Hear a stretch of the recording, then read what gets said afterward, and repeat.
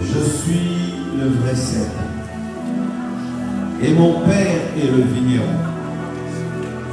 Tout sarment qui est en moi et qui ne porte pas de fruits, il le retranche.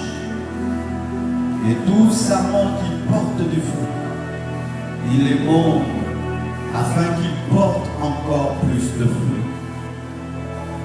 Déjà vous êtes purs à cause de la parole que je vous ai annoncée.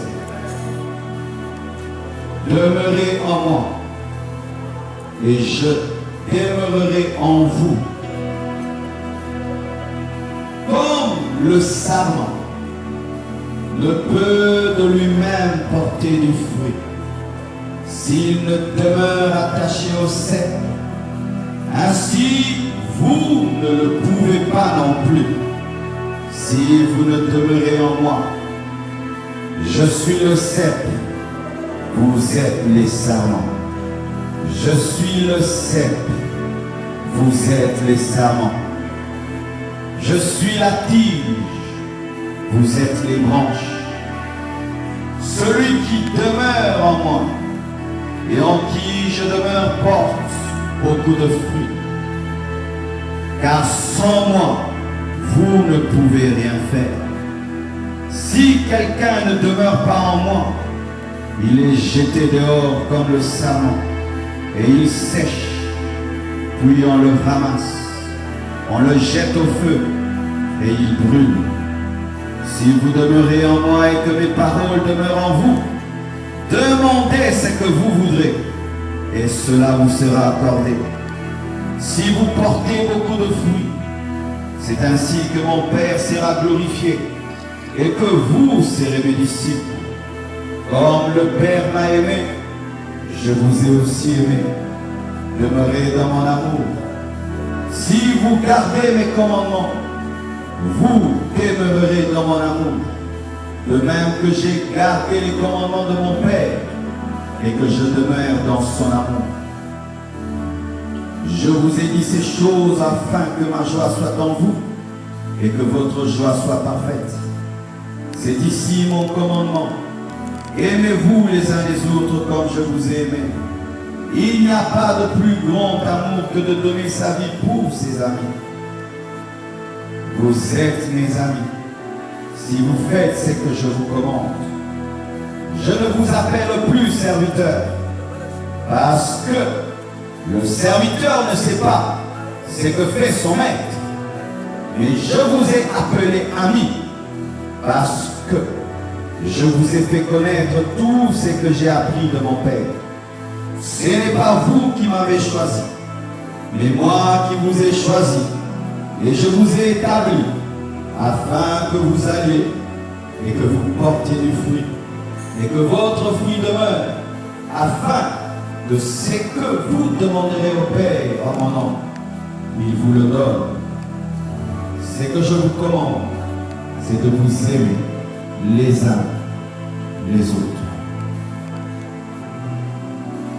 Lorsque je suis venu dans cette réunion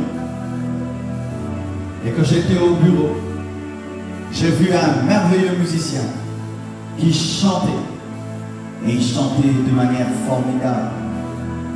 Et il y avait une dimension de la présence de Dieu, une dimension de la gloire de Dieu. Je n'ai pas retenu son visage, mais il chantait pour vous. Il chantait avec un grand talent. Il y avait une plus grande soif qu'un grand talent. Il y avait la soif d'être dans la présence de Dieu. Et quand je suis arrivé et que je voulus prêcher, j'ai senti qu'il y avait comme un nuage. Il y avait une pluie qui n'était pas tombée. Et l'Esprit de Dieu m'a dit, demande à Noémie de chanter. Elle n'a pas peut-être un plus grand talent. Mais quand elle a chanté, la gloire est tombée. Ce n'est pas que je veux critiquer qui que ce soit. Mais de plus en plus, les seigneurs me demandent d'enseigner davantage les gens sur sa personne et sur sa présence et comment est-ce qu'il fonctionne. Et quand elle a chanté, la gloire de Dieu est tombée. C'est ça le yada. Avant que je prêche, on a vécu le yada. Une personne qui chante le même cantique, avec le même synthé, mais il n'y a qu'une gloire qui vient, une intimité qui amène une vie. C'est pourquoi avant même d'entrer dans mon message, j'aimerais dire à tous les musiciens qui sont là, il y a toujours une tentation lorsqu'on sert Dieu. C'est de devenir une vedette, c'est de devenir une star. Et c'est de faire un ministère pour les hommes au lieu de le faire au devant de Dieu. Et là, on n'a pas assez d'impact, on n'a pas assez d'onction, on n'a pas assez de puissance parce que Dieu ne aime pas les stars, Dieu ne aime pas les vedettes, Dieu aime les adorateurs, Dieu aime les amoureux, Dieu aime les hommes qui s'effacent et qui les permet de se manifester. Bien aimé, à la fin des temps, la gloire de Dieu va devenir tellement grande dans les églises. Mais elle est possible que si les hommes qui montent à l'estrade vivent le yada dans le secret. Le yada, on ne le vit pas en public. C'est une vie de tout le jour. Lorsque tu rencontres une pomme, ce n'est pas en ce moment-là qu'elle doit devenir une pomme. Il faut déjà qu'elle soit une pomme pour te donner la saveur de la pomme. Bien aimé, en public, on ne fait pas un grand travail. En public, on ne déverse que ce qu'on est déjà. Ayez une vie secrète. Ayez une vie personnelle avec Dieu. C'est ça l'intimité. L'intimité, c'est l'amitié avec Dieu. C'est la connexion. Et je dis la connexion permanente avec Dieu. C'est une vie de consécration profonde. L'intimité, l'amitié, la connexion, la consécration, l'abandon total à Dieu. Ou lorsque tu dis sans toi je ne peux rien, ce n'est pas une chanson ni une récitation, c'est vraiment ça. C'est vraiment ça. Lorsque tu atteins le niveau du yada, de l'intimité qui donne la vie, même si tu es intelligent, tu trembles en parlant, même si tu connais, tu t'oublies que tu connais, même si tu as la force, tu te rends compte que tu n'as pas de force alors que tu es fort. L'intimité, l'amitié avec Dieu, qui est la plus grande proposition qu'on puisse avoir dans la vie. Devenir l'ami de Dieu. Jésus-Christ dit à ses disciples, je ne vous appelle plus serviteurs, mais je vous appelle mes amis. Pourquoi? Parce que le serviteur ne connaît pas tout ce que son maître connaît, mais l'ami connaît tout ce que son ami connaît. Dieu ne veut plus que tu sois son serviteur, il veut que tu deviennes son ami. Le serviteur est limité, mais l'ami connaît tout. Marthe ne connaissait pas tout parce qu'elle n'était pas au pied de Jésus, mais Marie connaissait tout parce qu'elle était l'amie de Jésus. Et l'amitié, l'intimité a beaucoup d'exigences. C'est ainsi qu'on est plus blessé par des personnes intimes que par des camarades et des connaissances. La blessure d'un ami fait plus mal que la blessure d'un camarade. Pourquoi? Parce qu'on est très exigeant avec ses amis. Et l'intimité exige beaucoup. Tellement que l'intimité exige beaucoup. Peu de chrétiens ont réellement une intimité avec Dieu. Moïse n'a pas péché autant qu'Israël, mais il lui suffisait seulement, au lieu de parler, de frapper, Dieu lui dit tu n'entres pas. Pourquoi? Parce qu'il bénéficiait d'une intimité que les autres n'avaient pas. Beaucoup de chrétiens ne veulent pas monter au niveau de l'intimité avec Dieu parce qu'ils savent et sont conscients que Dieu devient de plus en plus exigeant avec eux. C'est que tout le monde peut faire, eux ne peuvent pas le faire. C'est que tout le monde peut faire, eux ne peuvent pas le faire. Ce qui est normal pour les autres devient bizarre pour eux. Mes frères et sœurs, l'intimité exige l'amour. L'amour, bien aimé, n'est pas qu'un mot, n'est pas qu'une phrase. L'amour, c'est une vie. Et l'amour, c'est difficile. Déjà, si aimer les hommes que nous voyons est difficile, et aimer un Dieu que tu n'as jamais vu, tu ne connais pas son visage, tu ne sais pas à quoi il ressemble, mais l'aimer. Si déjà avec un homme causé pendant 3 heures du temps, des fois, cela paraît ennuyeux, mais passer toute une nuit devant un Dieu que tu ne vois pas, se priver de nourriture pendant 1 mois pour un Dieu que tu ne vois pas. Je respecte des hommes comme Moïse qui peuvent faire 2 fois 40 jours sur une montagne avec un Dieu qui ne voit pas. Je respecte les hommes qui passent des temps et des temps dans la présence de Dieu et Dieu entre dans leur chambre, ils pleurent, ils parlent, mais qui est là? Personne n'est là, mais ils croient que quelqu'un est là. Beaucoup d'entre vous n'ont pas une vie d'intimité avec Dieu parce qu'il y a un problème. Jusque-là, vous ne croyez pas que Dieu existe. Parce qu'on ne peut communier qu'avec celui qui existe. Donc l'intimité ne commence que par la foi en l'existence de Dieu. Donc jusque-là, tu n'es pas persuadé, convaincu que Dieu existe. Tu auras du mal d'avoir de l'intimité parce que tu ne crois pas qu'il existe. Tu vas me dire, pasteur, est-ce qu'il y a des gens qui croient que Dieu n'existe pas? Mais oui, vous verrez quelqu'un, il vit un miracle, il crie, oh, Dieu existe. C'est ce jour-là qu'il croit que Dieu existe. C'est-à-dire que toutes les fois, il priait dans le doute et dans l'incrédulité. L'intimité exige l'amour, exige la passion. Parce que des fois, frère, tu viens dans la présence de Dieu. Et au début, pendant que tu pries, tu ne ressens rien. Tu ne ressens aucune émotion, aucun sentiment. Tu ne ressens même pas une forte présence de Dieu. Tu sens que la chambre est remplie de démons. Mais ce n'est que l'homme passionné qui peut continuer à prier et à parler à un Dieu sans ressentir sa présence jusqu'à ce que la gloire le couvre. Certains au milieu de vous, vous ratez des cultes puissants parce que vous êtes habitués à l'amour quick. L'amour quick, ça veut dire que tu viens dans la présence de Dieu, tout cuit te reçoit dans ses bras. Mais des fois, la présence de Dieu se travaille. Des fois, quand je prie, tu viens devant Dieu, tu commences à parler. C'est comme si tes paroles sont devant toi. Tu te lèves, tu pries, tu ne sens rien. Tu pries, c'est dur, c'est difficile. Une voix te dit arrête, sors. Une autre te dit reste. Et tu restes 30 minutes.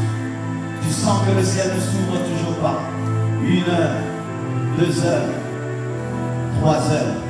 La gloire de Dieu tombe sur toi. Et tu pries jusqu'au matin, sans te rendre compte que tu es arrivé jusqu'au matin. Les choses que je vais enseigner aujourd'hui, ce n'est pas pour les enfants. Ce ne sont pas les gens qui aiment les choses faciles en Dieu. Mais c'est pour les chasseurs de Dieu. Les gens qui sont passionnés de Dieu. Comme un homme peut sortir avec une flèche. Il dit je ne rentrerai pas sans avoir atteint l'antilope. Il dit à tout le monde au revoir. Et il dit préparez la marmite. Je ne rentrerai pas. L'intimité exige la passion. Exige une consécration totale à Dieu. Un abandon total à Dieu. Aucun homme ne peut accepter de partager sa femme avec un autre. Et Dieu dans l'intimité ne peut te partager avec le diable, ne peut te partager avec le péché. Lorsque tu recherches l'intimité avec Dieu, ce ne sont pas seulement des moments où tu viens à l'église et tu ressens des choses et tu te tiens devant Dieu comme un homme saint. Non, c'est plus que ses positions, c'est plus que les paroles, c'est un abandon total à Dieu. C'est une fidélité à Dieu plus qu'une femme moulouba. Oui, devant les femmes malouba sont plus fidèles à leur mari que les chrétiens à Jésus. Une fidélité totale. Une fidélité totale. La plupart des temps, les jeunes, vous voulez un christianisme bon chic bon genre. Quand je cherche dans la Bible, je ne trouve pas un christianisme bon chic bon genre. Je ne trouve que des hommes totalement abandonnés à Dieu. Ce n'est pas tu viens à l'église et un peu Jésus, un peu ceci. Ça fait fun, ça fait cool, ça fait ceci. Bien aimé, ce n'est pas cela. C'est de monter sur l'autel et de devenir toi-même le sacrifice. C'est de monter sur l'autel et de brûler toi-même. C'est tout abandonner pour Dieu. Tout ce qui est appelé mal, tout ce qui est appelé péché, tu t'en sépares. Et ce n'est plus toi qui te conduis et qui te dirige, c'est Dieu qui te dirige. Ah, bien aimé, des fois en tant que pasteur, nous sommes déçus de voir des fois des gens qui viennent à l'église et ils ont des airs spirituels, mais il faut entendre ce qu'ils font dans la société. Une vie de péché, une vie d'impureté, mais ils sont à l'église, ils ont l'air spirituel, ils sont à la mode par rapport aux choses spirituelles, mais aucune consécration. Ils sont à la mode au sujet des choses spirituelles. Ils savent qu'il y a les TNM, ils savent qu'il y a ceci, oh non, nuit du Saint-Esprit, réunion du Saint-Esprit, TNM, aux soirées de gloire. Ils sont à la page au sujet des programmes sur Dieu, mais aucune intimité avec Dieu. Ils participent à tous les programmes à la mode, tous les programmes spirituels à la mode, mais ils sont en retard par rapport à leur communion avec Dieu. Être un homme consacré, ce n'est pas participer au programme à la mode. Je suis au GEC, je suis au GEA, je suis ceci. Ce sont les programmes à la mode. Et des fois, nous, Marcelo, prophète Joël Francis, ceci, ce sont les prédicateurs à la mode. Mais écoutez, Marcelo, ne te connecte pas à Dieu, c'est mettre la parole de Dieu en pratique. J'étais à la réunion du prophète Joël Francis, j'étais à la réunion du pasteur Marcelo. Cela ne sauve pas. Cela ne sauve pas. Cela ne sauve pas.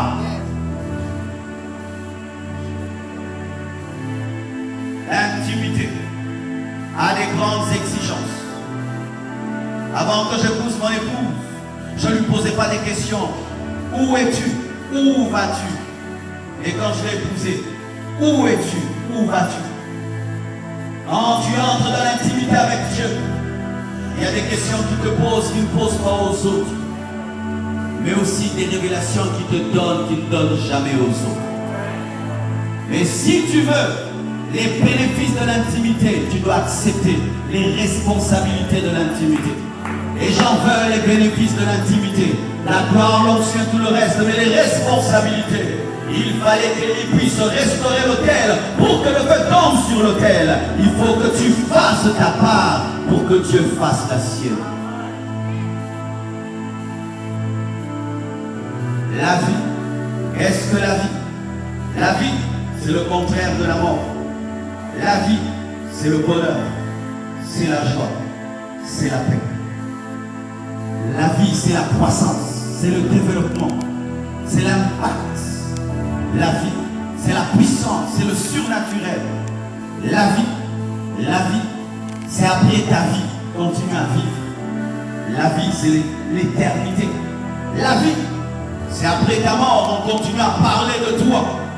La vie, c'est traverser les temps et les époques.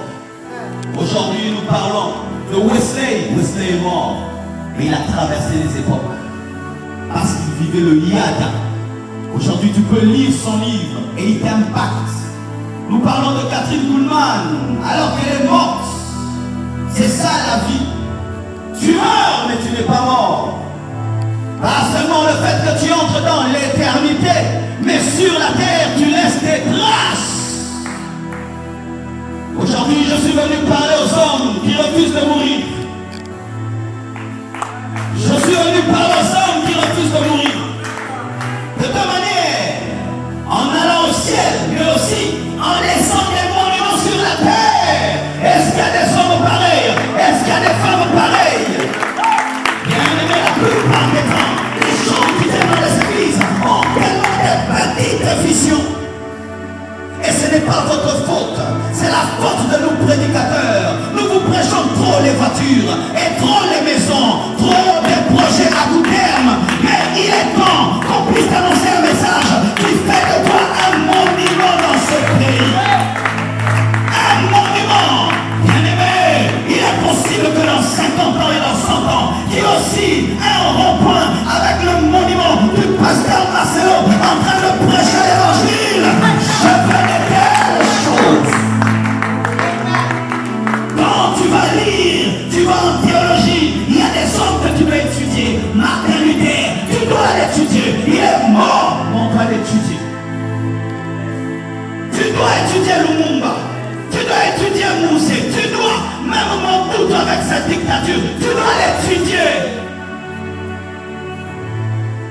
Que voulez-vous de cette vie? Et que voulez-vous de l'intimité avec Dieu? Ce que tu désires, c'est ce que tu deviens. Si tu soupires à une vie qui consiste seulement à danser, à chanter, l'intimité te donnera la joie et la paix.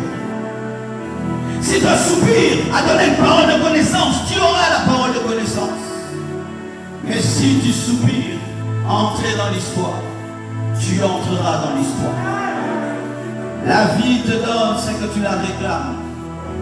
Un jour, on pose la question à Sarkozy. Écoutez ce que Sarkozy dit. Lui n'a pas gagné parce qu'il n'a pas beaucoup réclamé à la France. La France se donne à celui qui la veut le plus. Et Chirac voulait tellement la France que la France s'est donnée à lui. Dieu aussi. Si pour toi, Dieu, c'est faire de toi un bon frère, tu seras un bon frère. Mais si pour toi, Dieu, c'est faire de toi un instrument de réveil mondial, il fera de toi un instrument de réveil mondial. Si pour toi, Dieu, c'est de recevoir une bonne sœur, tu seras une bonne sœur. Mais si pour toi, Dieu, c'est aussi devenir une autre Michelle Obama, Dieu le fera dans ta vie. Si pour toi, Dieu, c'est seulement prêcher, tu prêcheras des bons messages. Mais si pour toi, Dieu, c'est devenir un Idaos, tu deviendras un Idaos. La vie, c'est l'impact. C'est l'impact. Une vie sans impact n'est pas une vie. Une vie sans affecter notre vie n'est pas une vie. Une vie sans mouvement n'est pas une vie. Une vie sans croissance n'est pas une vie. Une vie sans percée n'est pas une vie.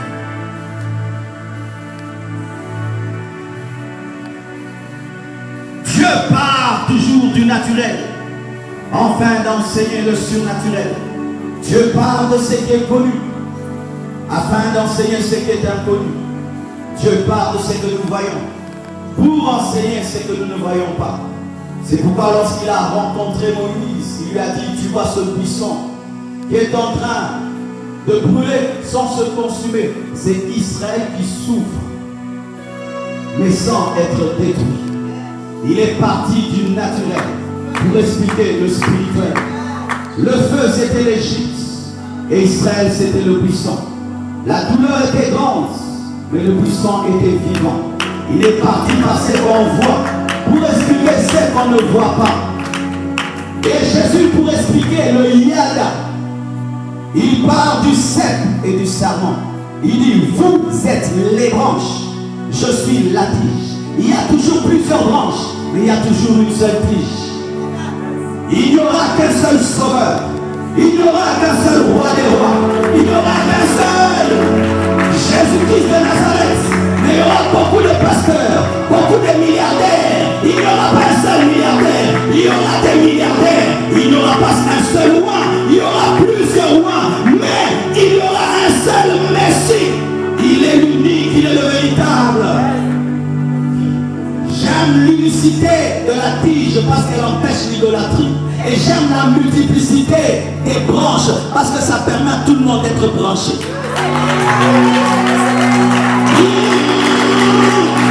Béni n'est pas la tige, béni n'est une branche. Idaos, ça n'est pas la tige, Idaos, ça n'est une branche. Obama n'est pas la tige, il est une branche. Si c'est connecté, moi aussi je peux me connecter. Arrêtez d'être complexé. Lorsque tu vois quelqu'un être touché par Dieu, visité par Dieu, va vérifier s'il était connecté à quoi. Et si c'était à Jésus, vérifie. Toi aussi tu as un yada où tu peux te brancher et porter le fruit. Une seule tige, plusieurs branches. Une seule tige, plusieurs branches. Celle-ci est plus proche, l'autre est plus loin, mais toutes sont vivantes. Certaines branches étaient branchées les premières, mais ce n'est pas parce que c'était branché les premières qu'elles ont arrêté la sève. Au contraire, elles permettent à la sève d'atteindre d'autres niveaux de la tige. Tout ce que Dieu fait au travers de moi, ce n'est qu'un transfert de sève d'une tige à une autre, d'une branche plutôt à une autre branche. C'est pourquoi tu ne dois jamais être jaloux. Une vague n'est jamais jalouse d'une autre vague, parce que l'ensemble des vagues font le tsunami. Une vague n'est jamais jalouse par rapport à une autre vague. Toi, tu es la première vague, moi je suis la deuxième, mais l'ensemble des vagues, c'est ce qui déborde sur le rivage. C'est que Dieu fait arriver dans la vie des autres, ne fait que préparer ce qui va faire arriver dans ta vie. Un but commence par la passe du gardien, et le gardien passe le numéro 5. Le numéro 5 passe le numéro 7. Et si tu es le numéro 9, tu vas croire que tu n'auras jamais le ballon, alors que c'est toi qui vas faire le plus. Dieu est en train d'utiliser ma vie, en train de te passer ta vie. Dieu est en train de moindre ma vie, en train de préparer ta vie. C'est pourquoi les apôtres disent que les 5 ministères sont établis pour le perfectionnement des saints en fin de l'œuvre du ministère. Celui qui a fait le petit avion a préparé le A380. Ceux qui ont fait des petites motos ont préparé ces motos qui ressemblent aujourd'hui à des voitures. Tout ce que Dieu est en train de faire arriver n'est pas le signe que les autres sont devenus des tiges, mais ce ne sont que des branches qui étaient connectées avant toi. Bien-aimé, quelle que soit la grosseur de la branche, n'en fais jamais la tige. Parce que c'est la tige qui se branche à la terre, ce n'est pas la branche qui se branche à la terre. Quelle que soit la richesse, l'onction, les miracles, les révélations dans la vie d'un homme, ne lui donnez jamais la place de Jésus. Ne lui donnez jamais la place de Dieu. Et lorsque Dieu te voit, t'utilise, même si tu deviens une grosse branche, ne cherche jamais à toucher à la gloire de la tige.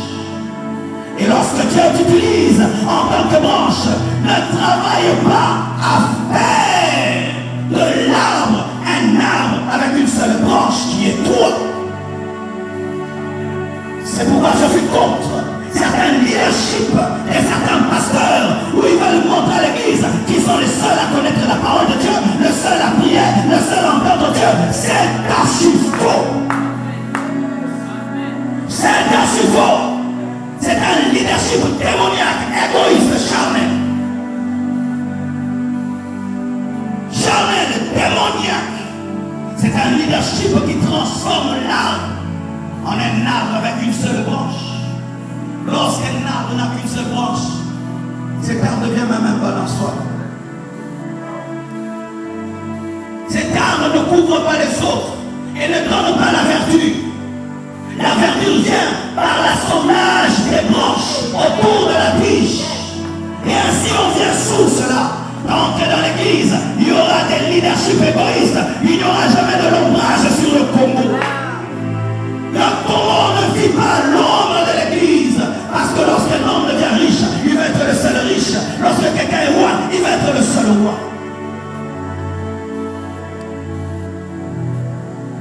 Yada. La vie qui engendre, l'intimité qui engendre la vie. Vous êtes les saints. Vous êtes les savants. Et je suis le cep. Et vous ne pouvez porter de fruits sans moi. Mais quel genre de cep il est? Et quel genre de serment nous sommes? Nous sommes des serments qui sont sortis d'un autre arbre et qui ont été branchés sur le vrai arbre. N'oublie jamais où est-ce que tu as été tiré. Tu as été tiré de l'arbre malédiction et branché à l'arbre bénédiction. Tu as été retiré de l'arbre péché et tu es connecté à l'arbre sainteté. La plupart d'entre nous, nous oublions nos origines. C'est pourquoi nous regardons de haut les autres. Toi et moi, nous ne sommes pas nés sur l'arbre, mais nous avons été greffés sur cet arbre. Nous n'évangélisons plus. Pourquoi? Nous pensons que nous sommes nés chrétiens, nous sommes nés rois. Non, tu es né païen. Mais un jour, la grâce de Dieu t'a touché et t'a branché. N'oublie jamais d'où tu viens et tu ne tomberas jamais dans l'orgueil. N'oublie jamais d'où tu viens et jamais tu auras un christianisme sans évangélisation.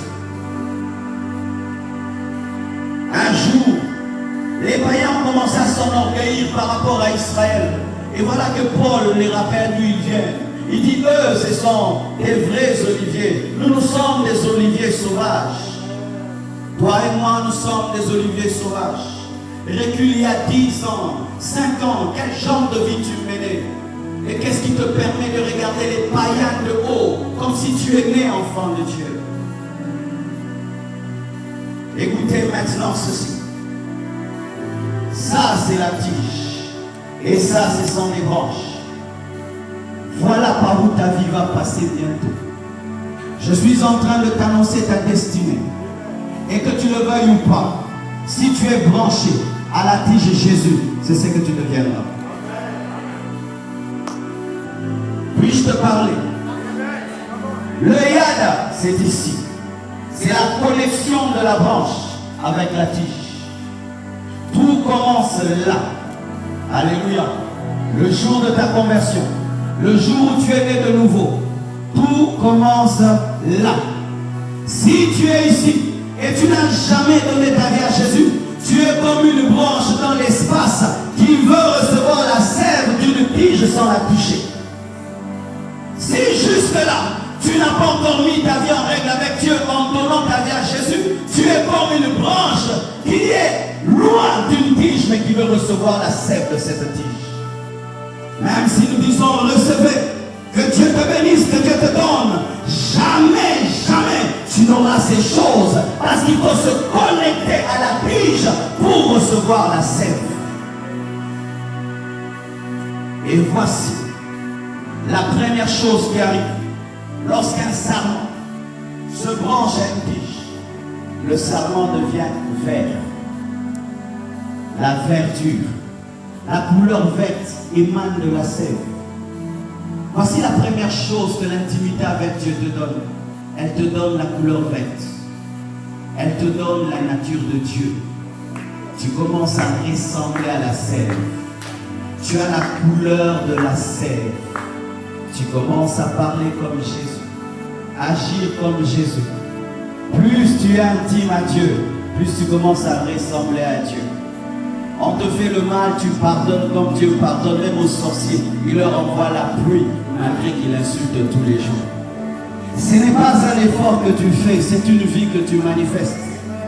Car cet arbre ne fait pas l'effort d'être vert, il est vert. Ton effort c'est d'être connecté, le reste c'est la vie qui le fait. Si jusqu'aujourd'hui tu continues à faire des efforts, peut-être que tu n'es pas connecté. Car beaucoup de gens pensent qu'ils sont enfants de Dieu alors qu'ils veulent être des enfants de Dieu. La nature de Dieu, le caractère de Dieu. Jésus avait la nature de Dieu. Lorsque Jean l'a vu, il a dit, voici l'agneau de Dieu. Voici l'agneau de Dieu. Et Dieu témoigne sur Jésus, il dit, voici mon fils bien-aimé, l'intimité. Lorsqu'il dit bien-aimé, tu dois être un agneau. Car c'est sur un agneau que le Père témoigne le bien-aimé. Est-ce que l'intimité que tu as avec Dieu t'a donné la nature de Dieu? Au Congo, les gens disent avoir l'intimité avec Dieu, mais ils ne ressemblent pas à Dieu. Ils ressemblent au démon, ils ressemblent au démon, ils ressemblent au démon. Tu l'insultes, il t'insulte. Tu le hais, il te hait. Tu ne le salues pas, il ne te salue pas. Tu lui donnes pas, lui aussi ne te donne pas. Tu ne le soutiens pas, il ne te soutient pas. Mais il prie, il jeûne. Tu n'es pas encore connecté, tu n'as pas encore le yada, tu n'as pas encore la couleur verte. Lorsqu'un arbre commence à sécher, il perd la couleur verte, il commence à devenir brun. La première chose que l'intimité donne, c'est la nature de Dieu. Plus tu es en communion avec lui, plus tu commences à être comme lui.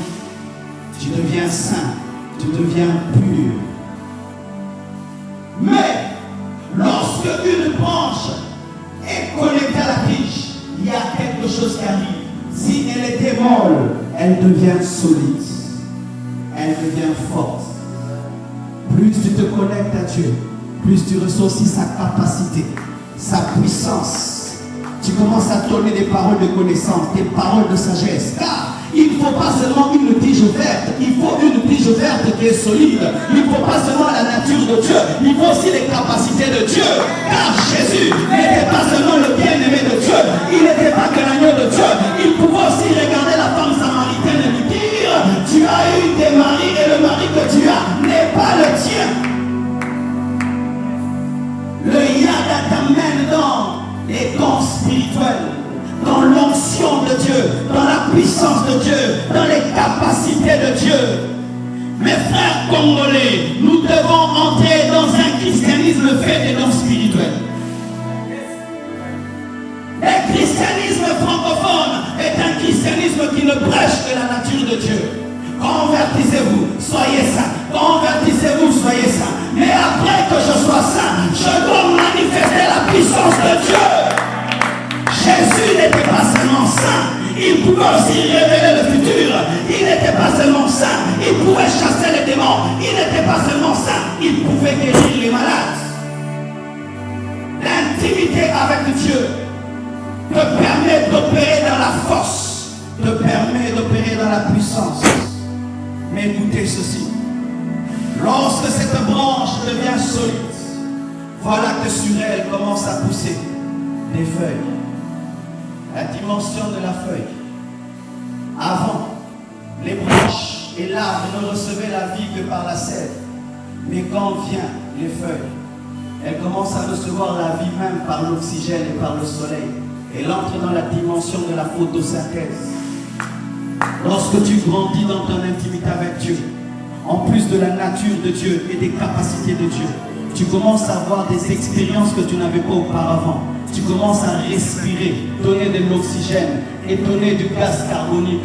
Tu entres dans une dimension où le vent peut souffler sur tes feuilles. Tu entres dans des dimensions angéliques. Tu commences à avoir des extases. Tu commences à avoir des grandes expériences. Mais on ne fait pas des bouquets de feuilles. On ne fait que des bouquets de feuilles. Où tu vis, on ne fait pas des bouquets de feuilles, on ne fait que des bouquets de fleurs. Tu vis des grandes expériences. C'est toi qui donnes l'oxygène, mais on ne fait pas des bouquets avec toi.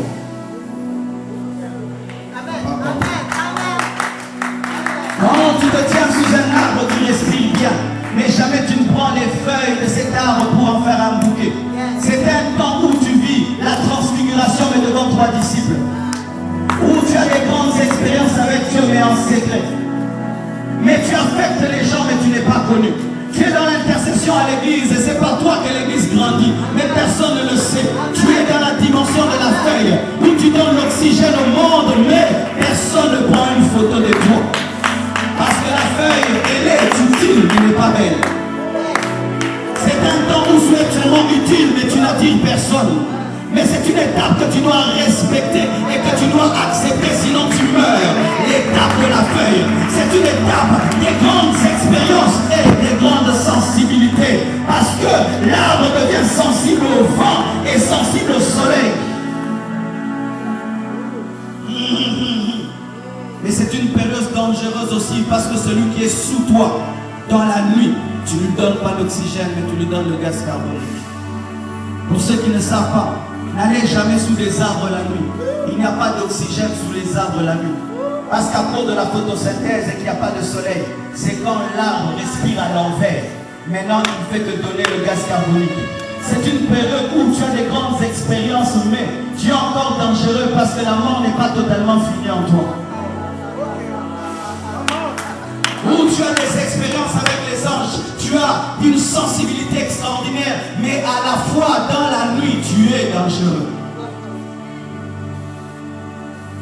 Il y a beaucoup d'entre vous qui vivent cette étape-là. Une étape des grandes expériences, mais pas des grandes expériences publiques. Où tu es à la montagne et tu rayonnes, mais qui est là? C'est Jean, c'est Jacques, c'est Pierre et pas les autres. Le monde ne le voit pas, tes amis ne le voient pas. Ce sont des moments où quand Dieu t'utilise, tu verrais qu'une caméra, il n'y en a pas, une photo, il n'y en a pas. Je voudrais que ce soit devant plusieurs personnes, mais ça se passe dans une salle, dans une permanence à deux, où tu guéris un fou en secret. Yes. Et il n'y a pas de photo. Mais tu donnes la vie.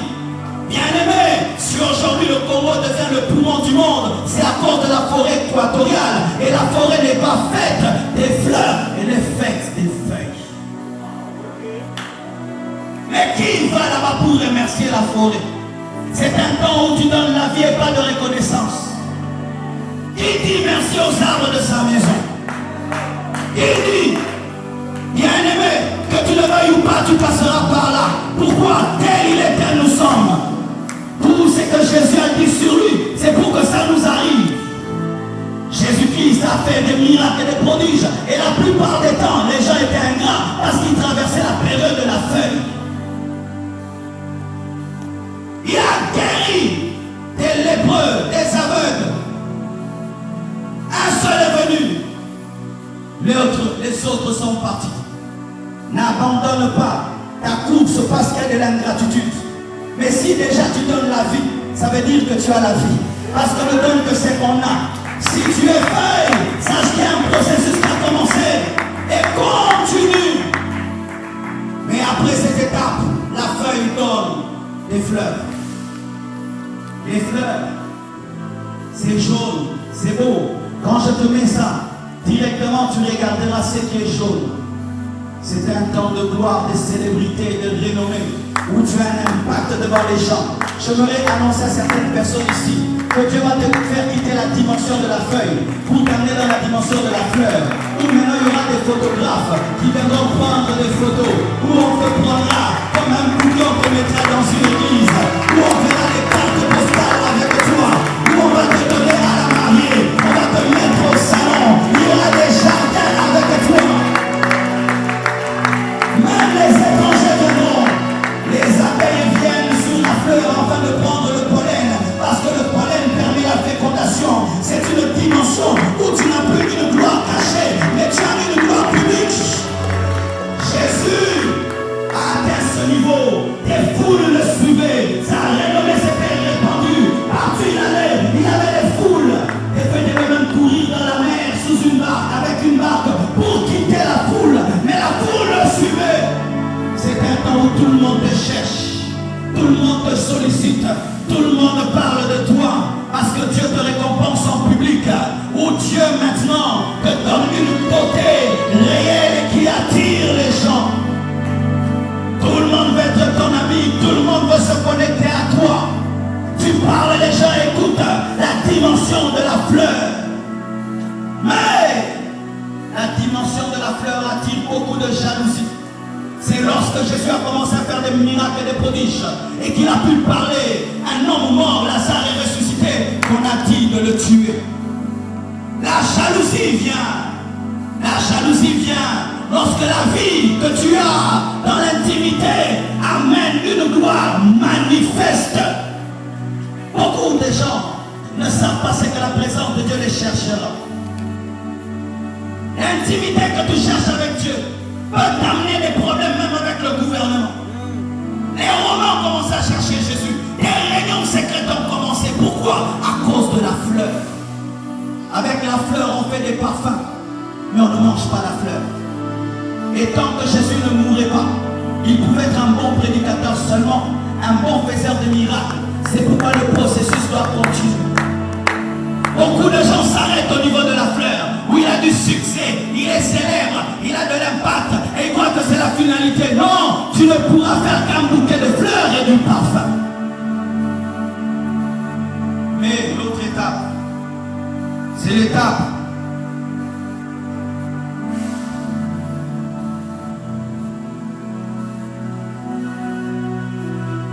du fruit. Ça, c'est un kiwi. Beaucoup de Congolais ne connaissent pas le kiwi. Ils connaissent que le manga et le ligamène. Ça, c'est un fruit kiwi. C'est l'un des fruits qui a le plus de vitamine C au monde. En lui, il y a plus de 7 plus le vitamine C dans ce fruit, c'est 7 fois le vitamine C qui sort dans l'orange. Donc si tu prends 5 oranges, je prends un kiwi, j'ai 7 fois plus de vitamine C que toi. Et il est très bon, mais il paraît laid, comme s'il a des poils. Après la fleur, vient une étape qui s'appelle l'étape du fruit vert. L'étape du fruit vert, C'est l'étape où on te rejette. Mais tu es plein de vie parce qu'il est impossible d'être un fruit vert sans être rempli de sève. Matin, le deux amis colo. Amike Bozomanda.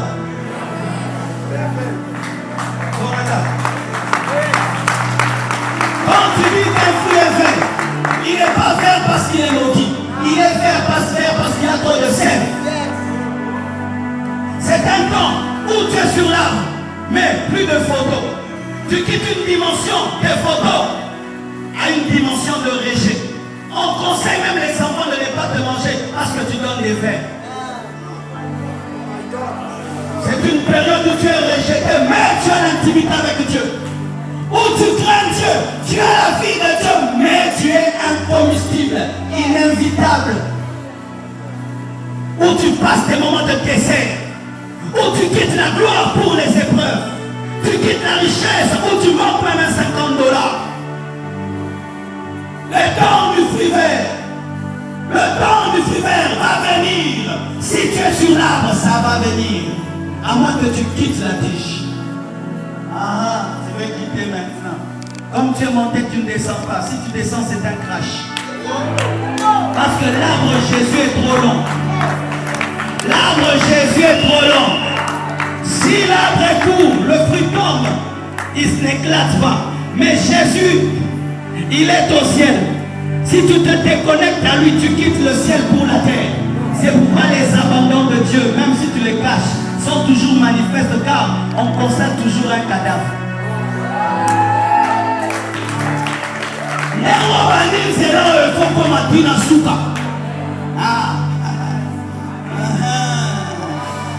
Beaucoup de jeunes, vous aimez la dimension de la feuille.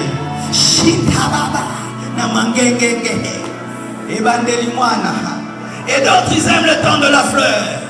Maintenant, nous invitons l'homme de Dieu. La bête qui m'a bien-aimé. La fleur en soi, c'est une pommade qui prépare la piqûre. La fleur est une pommade qui prépare la piqûre appelée fruit vert. C'est que Dieu te donne des bénédictions, des gloires, du succès, mais il te prépare à une épreuve. C'est après que seulement il est fait ressusciter la salle qu'on a décidé de le tuer. Ça veut dire Jésus-Christ a quitté une croisade puissante pour une prison. De la croisade à la prison. Des millions à un seul franc congolais. Mais ce n'est pas que tu as péché, c'est parce que tu es sur l'arbre. Et Jésus avait vu ça lorsqu'il était abandonné par Pierre. Pierre l'a renié parce qu'il était un arbre, il était un fruit vert. Il ne pouvait pas manger Jésus. Il ne pouvait pas manger Jésus. Tous ses disciples ont fui. Pourquoi? Ils ne pouvaient pas manger Jésus. Quand il est mort à la croix, tout le monde l'a rejeté. Pourquoi? C'est un fruit vert. Mais le fruit vert ne reste pas vert. Plus il reste sur l'arbre, l'influence du soleil, du climat et de la sève commence à changer sa couleur. Et il devient un fruit qui a la beauté de la fleur, mais qui est comestible comme le fruit. Chaque mort annonce une résurrection. Chaque désert annonce un Canaan. Et lorsque tu vois Jésus rejeté à la croix, sache qu'il y a un tombeau vide qui se prépare. Après que tu sois rejeté, après que tu sois abandonné, si tu restes attaché à Dieu, tu connaîtras ta résurrection. Tu connaîtras ta résurrection. Les photographes viendront, non pas pour photographier une fleur qu'on ne peut manger, mais pour photographier un fruit qu'on peut manger.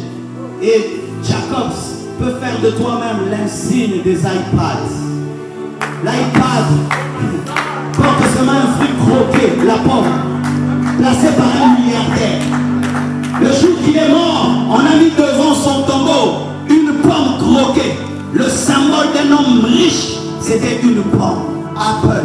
Apple, c'est en anglais. Pomme. Quand tu dis que c'est un apple, ils appellent ça une pomme.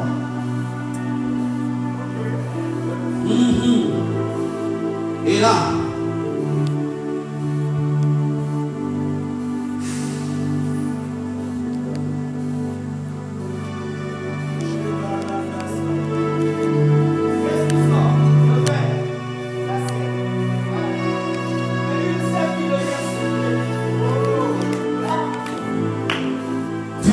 toujours toi, mais Dieu mettra du sucre en toi. Tu seras toujours toi, mais tu étais vert, tu deviens jaune, tu deviens rouge, tu deviens tendre, tu es un beau parfum, mais tu n'es pas une fleur, mais tu sens bon comme si tu étais une fleur, parce qu'en soi, c'est la fleur ressuscitée. Le fruit, c'est une fleur ressuscitée, dans une plus grande dimension. C'est quand Jésus-Christ meurt à la croix et il peut sauver le monde. Et quiconque croit en lui, le monde reçoit la vie. Il a dit, je vous ai appelé afin que vous alliez et que vous portez du fruit. Parce que moi-même je suis un fruit qui sera bientôt mangé. Car tel il est, tel nous sommes et tel nous devons être. Au niveau du fruit, tu commences à impacter la vie des autres. Les gens te mangent et sont en bonne santé. On peut faire des fêtes autour de toi. Tu ne deviens pas qu'une bénédiction, tu deviens une source de bénédiction. Tu commences à bénir ton église, ta famille et ta nation. Tu commences à bénir quiconque est autour de toi. À cause de toi, les gens sont rassasiés. À cause de toi, les gens sont heureux. Même quelqu'un qui est malade, il te mange, le rhume prend fin. Que Dieu te donne de l'impact. Que Dieu te donne de l'impact. Deviens un fruit qu'on mange, le fruit préféré, le fruit glorieux. Que Dieu t'accorde la résurrection après les temps difficiles. Que tu entres dans une dimension où tu deviens comestible. Et Robobo Shakaya, et Nana Mama Soto Robobo Shikara Mama Yanda. Et ainsi à la croix, Jésus étant devenu un fruit mûr a dit, tout est accompli. Ça veut dire, je suis mûr. Tout est accompli, ça veut dire, Nathalie Bolianga. Nathalie Bolianga. Bientôt tu diras, tout est accompli. Bientôt, mais tu dois endurer le processus. Tu dois endurer le processus de la vie qui a commencé dans ta vie. Dans le secret, tu dois l'endurer. Mais Jésus qui ressuscite comme un fruit mûr, quand il ressuscite, il dit, allez dire à mes frères que je les procède en Galilée et surtout à Pierre. Parce que Pierre était culpabilisé d'avoir vendu Jésus. Et Jésus ne ressuscite pas seulement avec une grande gloire, il ressuscite aussi avec un grand cœur. Il ne ressuscite pas seulement avec une grande gloire. Parce que celui qui ressuscite avec une grande gloire, sans avoir un grand cœur, utilise la puissance de la résurrection pour tuer Pierre. Mais il allait dire à Pierre que je le précède. Pourquoi? Je lui ai pardonné. Et qui est celui qui prêche le jour de la Pentecôte? Pierre. Si un fruit n'est pas gentil, tu ne peux le manger. Parce qu'il peut devenir une pierre.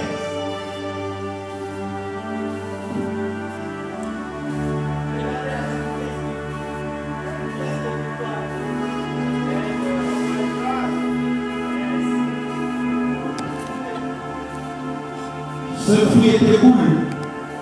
Il a changé de forme. Pourquoi? Parce qu'il est bon. Et c'est sûr qu'il va disparaître. Pourquoi? Il est bon. Quand tu vas peu le store, il y a des fruits que tu trouveras plein là-bas. Les citrons trop bons. Et si la nourriture passe, c'est bon. Plus tu es bon, plus tu deviens rare.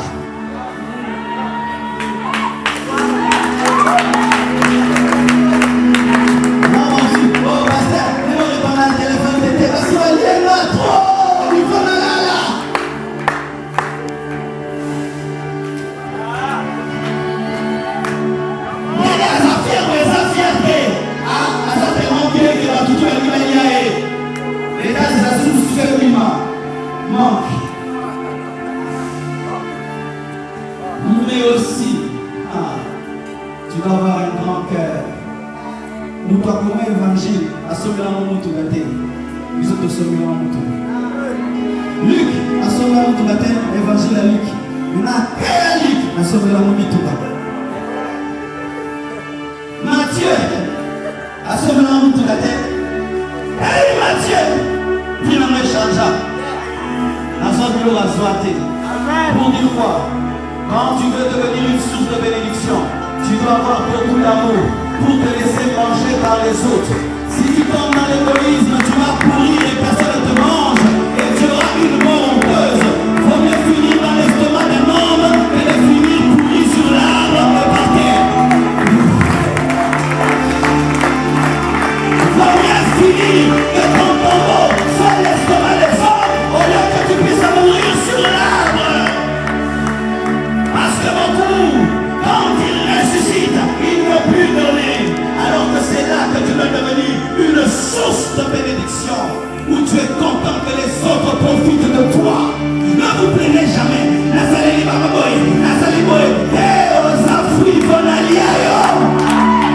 quand je te mange avec appétit, c'est ça ta gloire.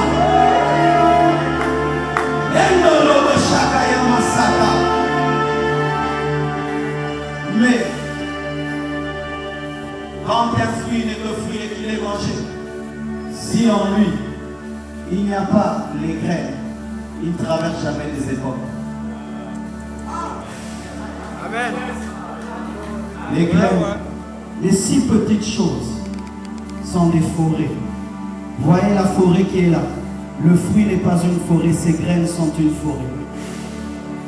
Et tes fruits, et tu es le fruit, et tes graines, ce sont tes enfants.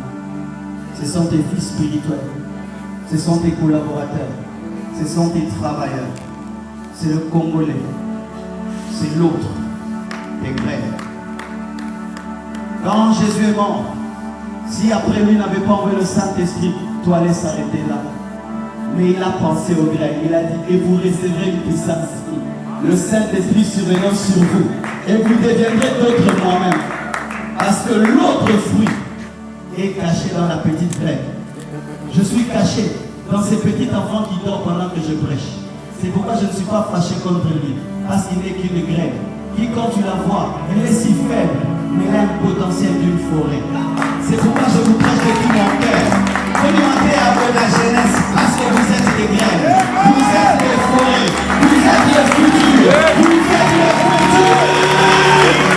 Vous êtes le futur de cette famille. Le futur de la libération. Le futur de la mort. C'est pourquoi il y a eu la Pentecôte. C'est pourquoi il y a eu le fusion du Saint-Esprit.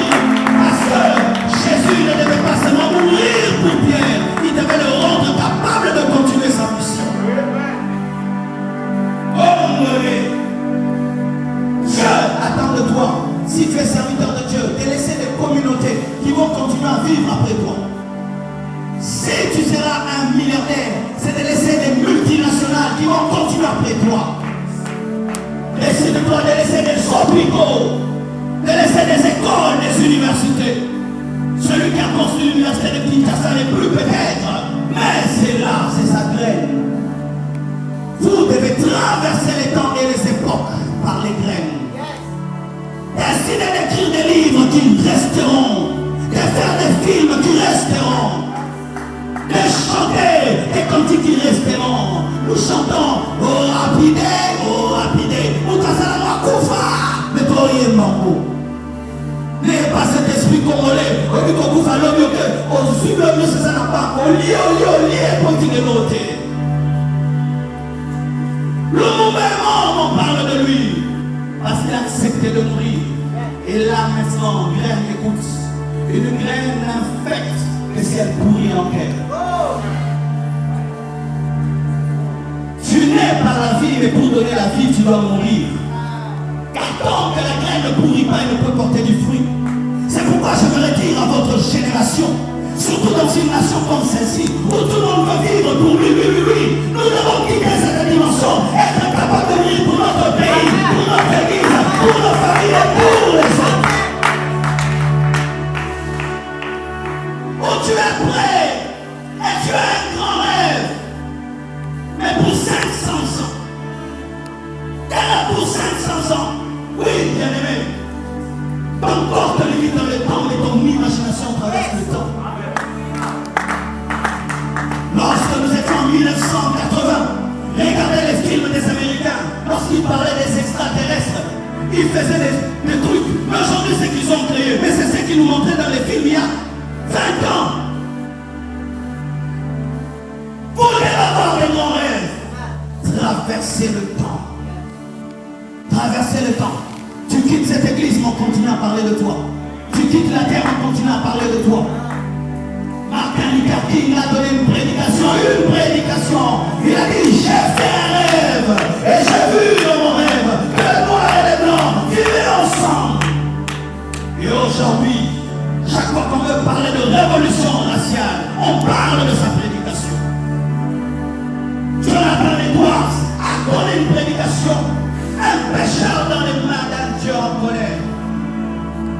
Dans les années 1800, jusqu'aujourd'hui, c'est la plus grande prédication du réveil. Il a passé toute la nuit en train de prier. Il a accepté de mourir, c'est pourquoi il a traversé les temps et les époques.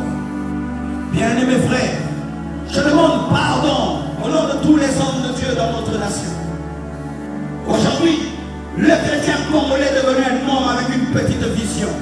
Ou s'il a mangé, il a acheté une voiture et il a une belle maison, il pense que tout est accompli. Alors que le but de Dieu, c'est que tu sois un savant. Pourquoi ne seras-tu pas le premier qui crée la première voiture congolaise et qu'elle porte ton nom?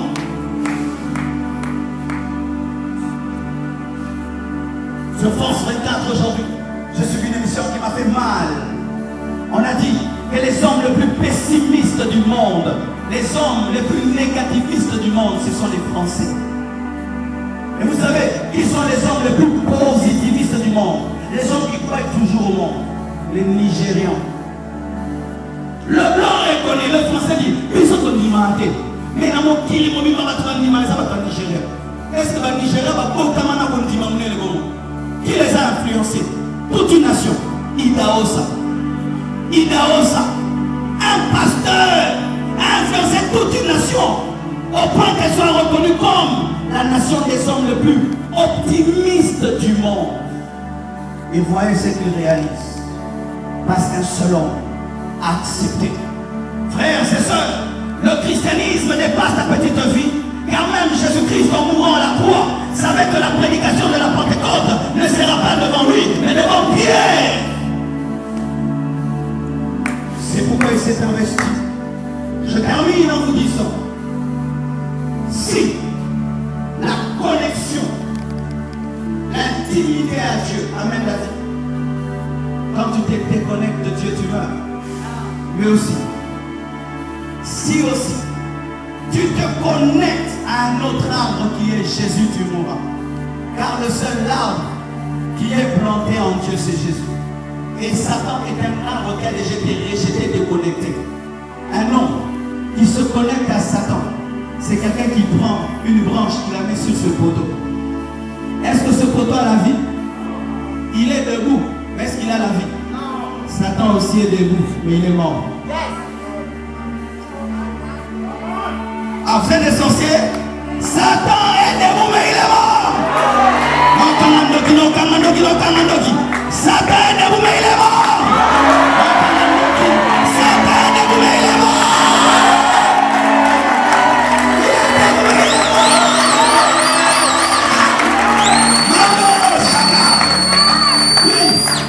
L'apôtre est mort, mais il soutient les hommes. Il est mort, mais il soutient les tubes. Mais ça ne fait pas qu'il est vivant, parce que pour être vivant, il faut avoir des racines. Il a été rejeté, mais il donne la puissance aux occultistes.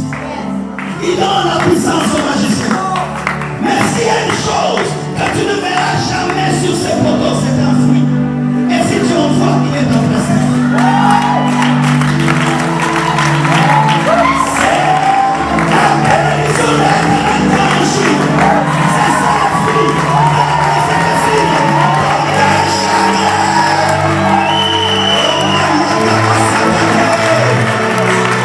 Toi qui es jeune, tes amis touchent à l'occultisme, ils touchent à la magie.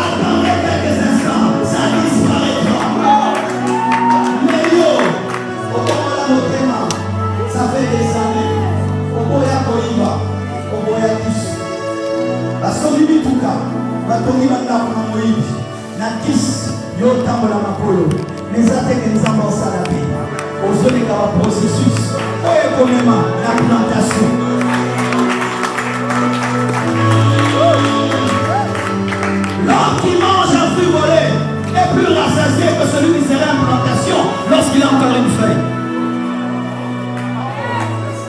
L'homme qui mange un fruit volé est plus rassasié que celui qui a la dimension d'une fleur et d'une feuille.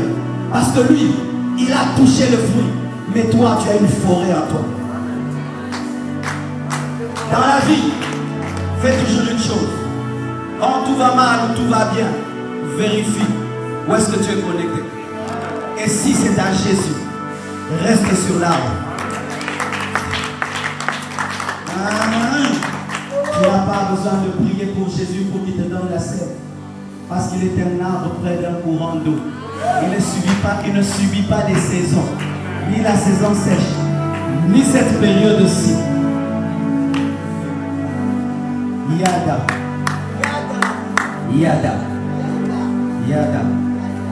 Le Yada fera de moi dans cette nation un puissant leader.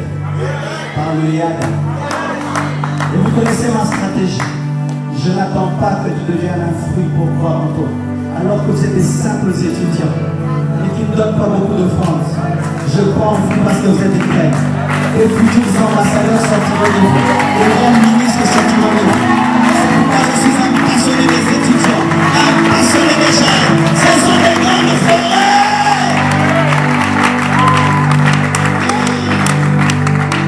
Tu sais pourquoi est-ce que Jean-Baptiste a été tué par Hérode?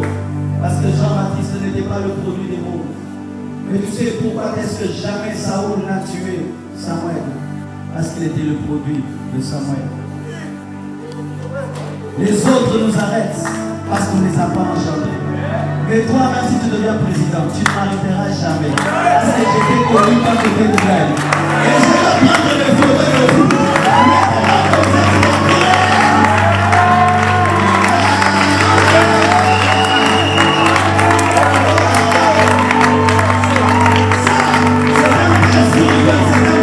Ça c'est vous. Faut que je te prenne une photo maintenant. Avant pour ma plantation. Pour plantation, pour le moment, photo, ça difficile. Il faut l'hélicoptère. Vous êtes des grandes dames, mes sœurs. Alors, on a la fraternité. Naïmi. Et vous de même, quand vous serez grand, ne soyez pas égoïste. Investissez-vous dans les autres. Aimez les autres. Prophétisez sur les autres. Et que les autres soient plus grands que vous. Eux aussi, quand ils viendront, ils feront de même. Car ce qu'on voit au Père, on le fait dans sa vie. Nous sommes les égoïstes parce qu'on a eu des pères égoïstes. Mais dans l'Église et dans la Bible, nous avons un Père céleste qui a quitté le ciel pour la terre afin de nous élever à sa dimension. Ce que Jésus t'a fait, tu dois le faire aux autres. Que Dieu vous bénisse. Yeah!